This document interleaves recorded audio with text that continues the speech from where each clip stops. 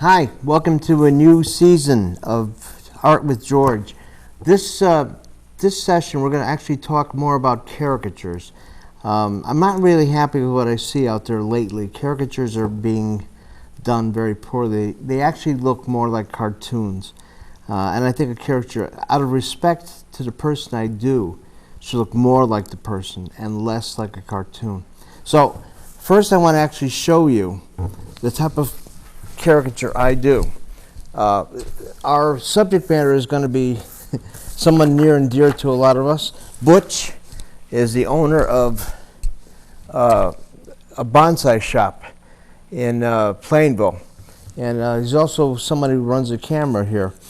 Anyway, I thought it'd be kind of nice to do him. He's a character that most people recognize, and he's a fun sort of person, very recognizable. His name is Butch Goudat, and he owns the shop. He loves bonsai, so what I'm going to do is a caricature of him, kind of classic. The head should be at least 2/3 the size of the actual drawing.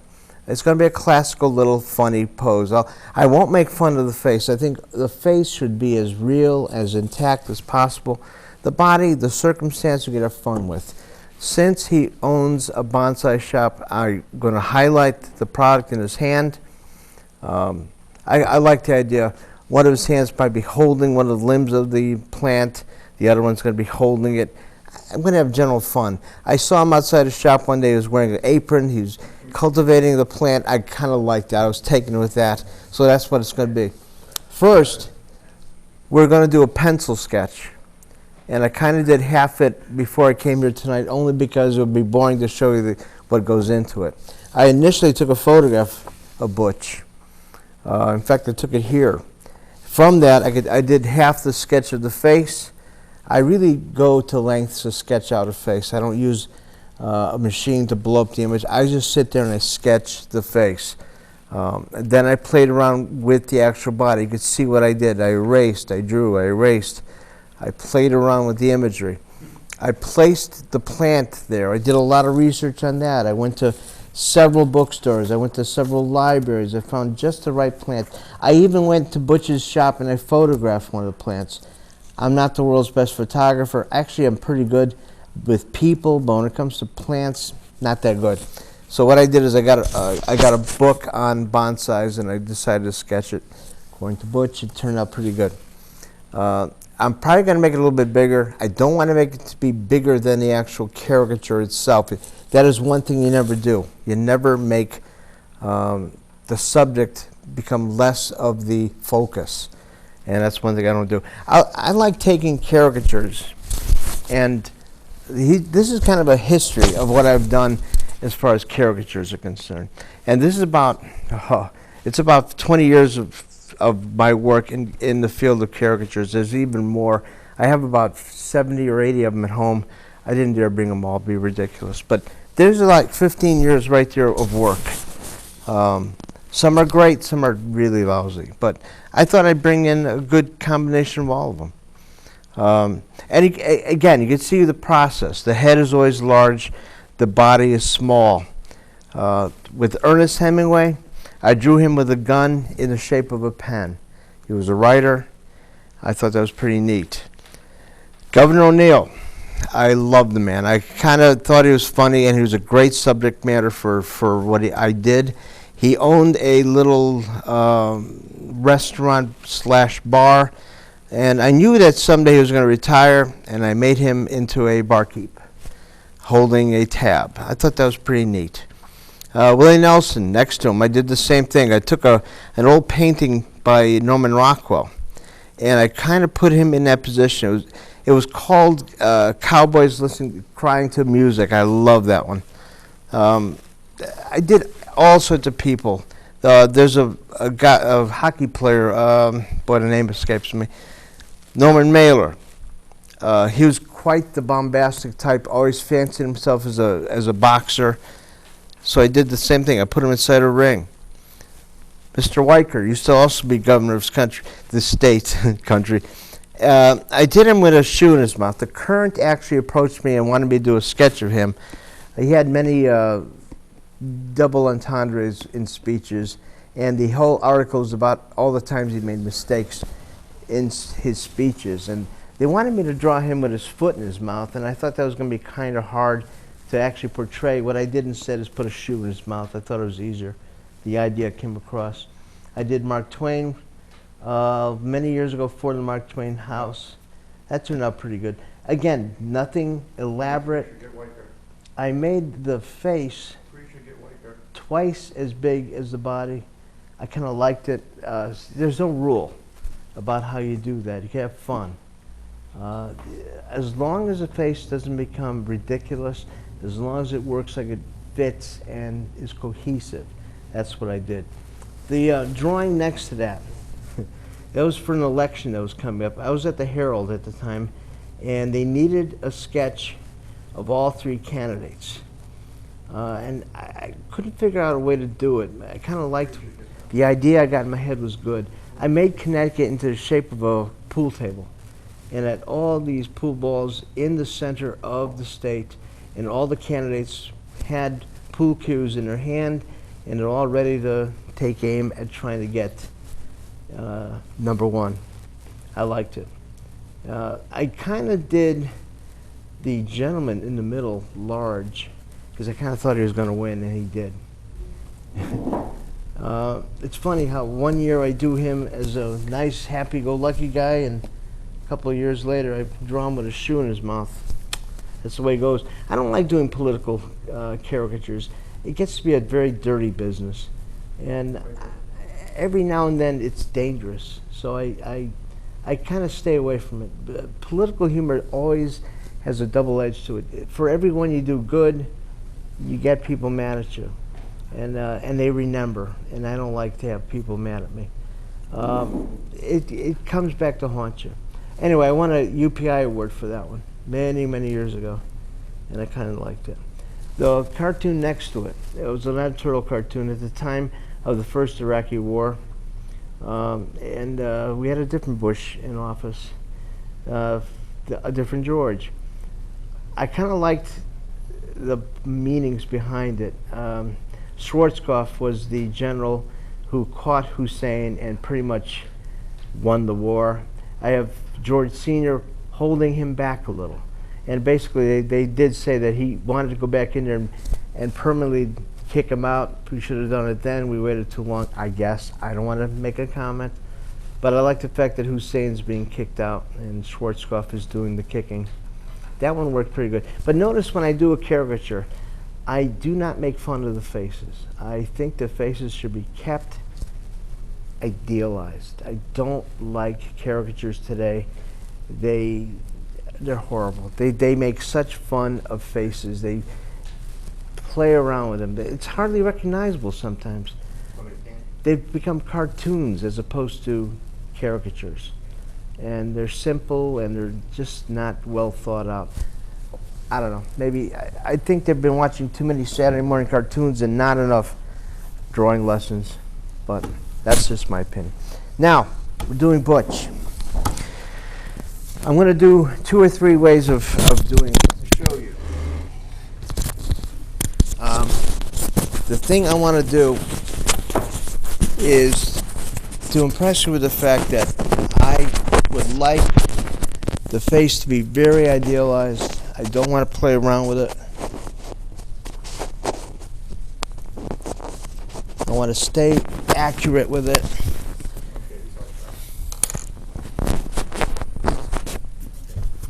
I'm going to do Butch's hair first. And if you look at the drawing, you can see what's going on. I did half it already at home.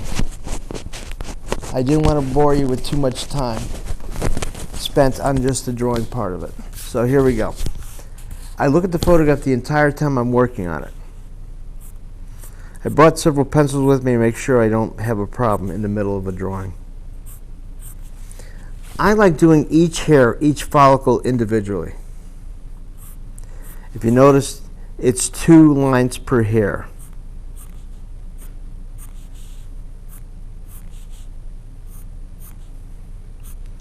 A lot of people like to do hair in a different fashion. I don't. The reason I like to do it this way is because you could always go back and put something in each hair if you want to darken it, if you want to put some shading in. With Butch, he has that quality in his hair. There's parts of it that are going to be shaded. It's going to be a problem when I ink this, because right now in pencil it's all very much tonality. When you come to inking, it's not tonality. What I could do then is put stipple in. I'll show you how that's done. I think I'll get a sharper pencil. Like I said, it really pays to have each hair put in place. When I don't want too much identification with each hair, I simply will not put each hair in. Like right around here, I'm simply not going to put every follicle in. I'll break it.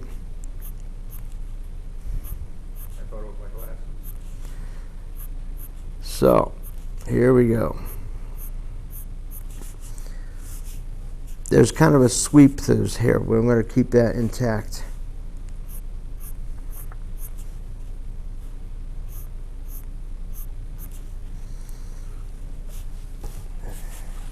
I'll turn this just a bit. Every now and then I'll put this back on the easel so you can see the progress I made. In an area that's really light, I'm just going to not do as much. I pretty much said what I was going to do and just keep it nominal. Put a few little things in, not as much. Yep.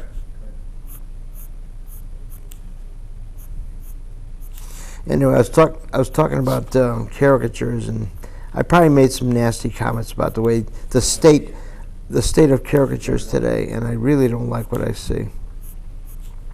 It's almost simplistic, childlike. And I guess they don't really spend as much time on the product. And I respect the people I caricaturize. I know in many extent I don't really, I shouldn't. If you don't like somebody, you should make it evident, but I don't think it's true. I think you should respect them. You are putting all that time and effort into them. You should draw them in that respect. They should look good. Now, I'm going to flip this around so you can see what I'm doing. I'm going to draw some hairs rising. It's kind of interesting too, because interest in the sense that first season I did a painting. Second season first season I was working some seniors. Second season I did a painting in acrylic. I do oil also. I don't like to work only in one medium. I think too many artists are one-trick ponies. They do one thing and they try not to do anything else. I don't know whether they're afraid or whether they know their limitations. I do everything. A caricature is just an extension of anything. It's not that I don't have a forte. I like everything. I think it's cool to not limit yourself. And they're all based on one thing. They're all realistic. They're all extremely realistic. Nobody could say that I can only do one thing. And you know, some people say that I can't seem to keep myself into one strength, but I think it's true to keep it going. Now, some of these are longer on top. When the hair overlaps on each other, you find little breakage like that. What I want to show is on top, the hair is lighter. The light hits it, and it's lighter.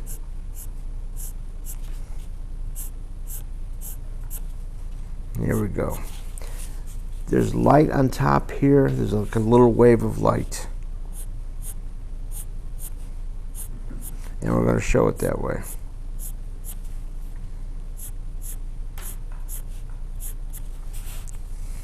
I also, when I get to a certain point, I want to address the other eyeglass, how it's done. The fun part is going to be actually doing the ink. It really matters that you do the pencil first, to me. I spend a lot of time making sure I get every aspect of it. And I don't use any other medium. I don't have a machine that blows up the image. I do it all by hand.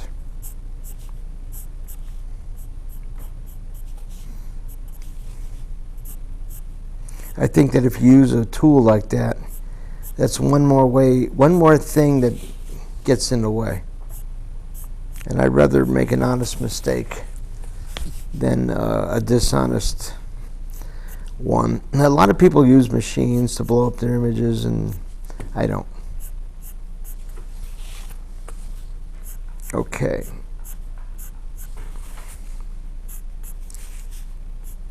And it would be easy in the sense that if I were, well, I am a realist. All my stuff is extremely tight.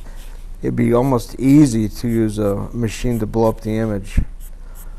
I think that a lot of times those things play around with reality too much.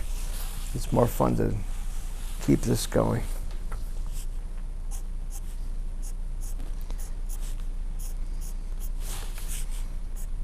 All right. Notice what I'm doing. I'm having each hair going into another hair. That's the way it should be done. And that's why it works having double follicles. If you had them single, it wouldn't have the same effect. It's also going to help when I ink it. If I were to put color in this, I would use a colored ink. I choose not to, though. I think the great thing about this, Butch is going to be able to take this and reduce it to the size of a business card, and it'll hold up nicely. He could reduce this and put it as a flyer for his store. I could actually take this and draw the store in the background. There's no end to the usage. If he ever has a sale, he could always use this to put an ad in the paper or an ad on anything. It's just no end to this. That's why I love doing caricatures. If anybody's interested, it's a great way to promote your business. That's not bad. Now, I could always take an eraser if I want to put more highlights in. I don't really feel the need at this point. Let me show you about the eyeglasses themselves. In a second, I'm going to put it back on the easel. You can actually see the progression I've made. What I did with this, I put a light on the bottom. We could do the same thing here.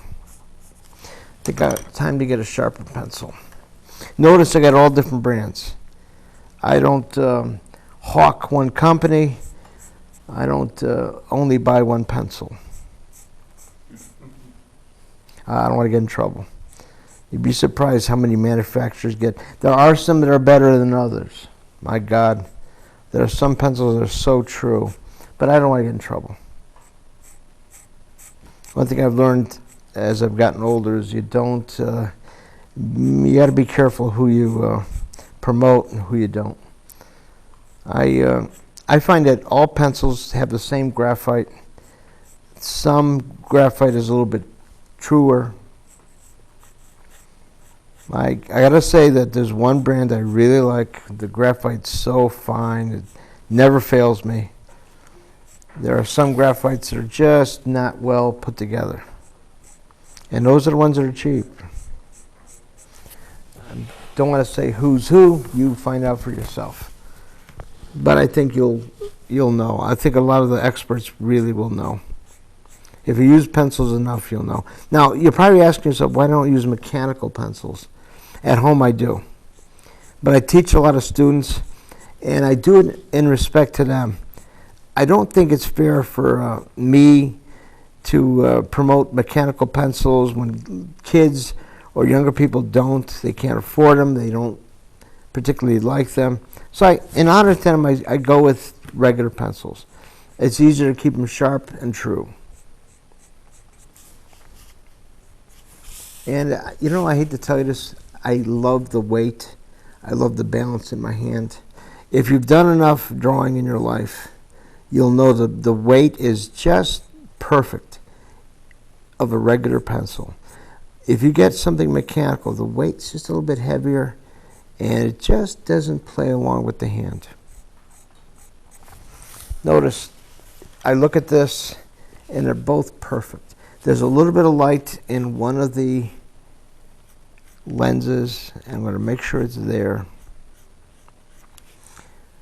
You can only do that if you draw this. If you were to go straight to ink, you'd probably run the risk of darkening up too much. You pencil this, you're better off. Now, Butch has got this look on his face. He's got to be the happiest guy on earth. He's got the nicest profession. He deals with plants. You could just tell he's the nicest guy on earth. Some guys, well, you know, it's hard to do a caricature of a guy when you know. I never did a caricature of Richard Nixon. He's just too easy. It'd be like so easy to make him into a snidely little devil, and everybody's done him. I'd rather take somebody who's not been done already and make him into my own. And it's fun. I love working off photographs. Obviously, you can't have the person sit there in front of you like I had with Butch. But on the other hand, it's fun to have somebody that you have no preconceived notion about and just do it. That's fun. I think with Butch, he's going to be able to use this for so many purposes. It's going to be so great. There'll be no end to it. I've done several business owners in similar situations. A friend of mine used to have a business in New Britain. He was a landscaper. I did sketches of him. My God, there was no end to it.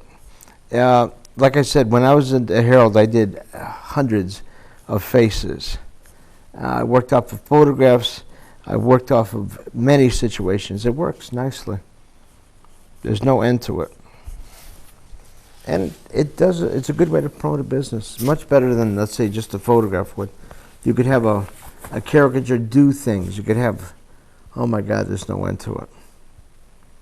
And it's fun. It's realistic in the same sense it's funny. I mean, how many characters are on TV that you see own stores? They make them into all sorts of different things. They play around with them. There's no end to what they could do, and it's fun. And someday Butch is going to have a franchise of bonsai stores, and we'll see what happens. He'll be the bonsai king. And it started here. All right.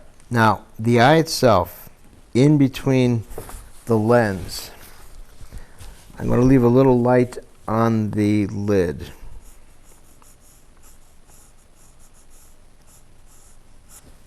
Just like we did there.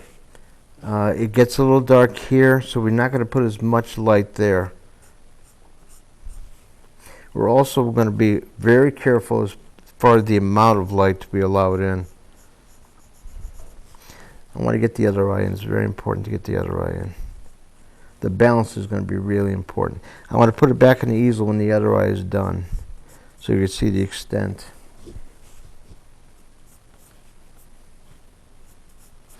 Always blend. Let's say you put a little dark there, but now you got to blend it. Make sure it's not all dark. Put a little shadow there. George. Okay, so we're going to actually, if I get this one eye done, I'll be very happy. Yep. I wish I brought a smudger. I don't really need it, though. And we'll get the other eye in. Let's get another sharp one. I'll put this on the easel in a second. I also want to show you what's involved with doing the actual bonsai plant quickly. I'm putting a twinkle in his eye, even though the photograph doesn't show it. Sometimes, as a caricaturist, as any artist, you could always put in character into an eye. It's going to be so much better if you do. And that's what we're going to do here. A little shadow, and we're going to be all set. I just want it to be equal with the other eye. If it isn't, that's going to look horrible. I think I'm going to bring in a couple of H pencils next time, a little bit lighter. It just looks a little dark. This left eye is a little dark underneath the hair. The hair acts as a actual physical device. It's actually a piece of thing that takes light away from the surface of the head, from the face, and there's shadow there. And I really have to, I can't downplay that enough. It does matter. All right.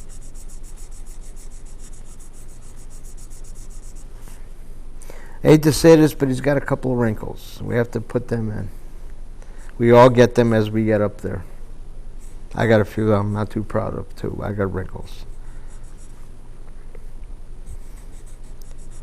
All right, here we go. Little shadow here just to show the effect. And next time I'll bring in a couple of smudgers, and I'll show you what that'll be like. Let's get the other lens in.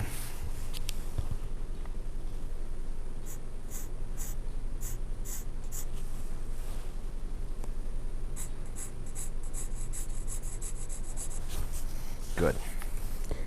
I'm going to put the other part of this mechanical part of the lens in there on top. I want to put this on the easel now so you can actually see how the other eye looks next to that. The balance is pretty good. I got to darken between the eyes. I didn't do that. But we're almost there as far as that's concerned. I'm going to put a little shadow. This turned out pretty good, a little bit dark on this side. I didn't even address the bonsai yet. I think I'll do that in the next half hour. But this is coming out pretty good. Notice how nice the hair is turning out. It really has presence. We're going to take this and quickly put the back of this in. Like I said, I love doing caricatures. I know a lot of you people out there would love to have, if you own a business, if you have some sort of desire for this, contact me through this station. I'd be very interested in doing it. I also teach a class at the Farmington River School of Art on Sundays, and I'd be really glad to have as many new students as possible. And I teach everything: painting, drawing, anything that'd be of interest to you.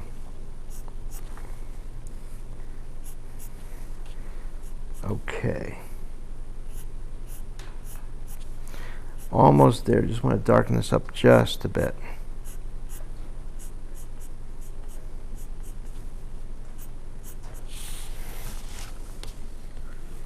This side of the face got to be a little bit darker to balance. Also, let's do a little shading here. Almost done with this. The face is balancing out nicely.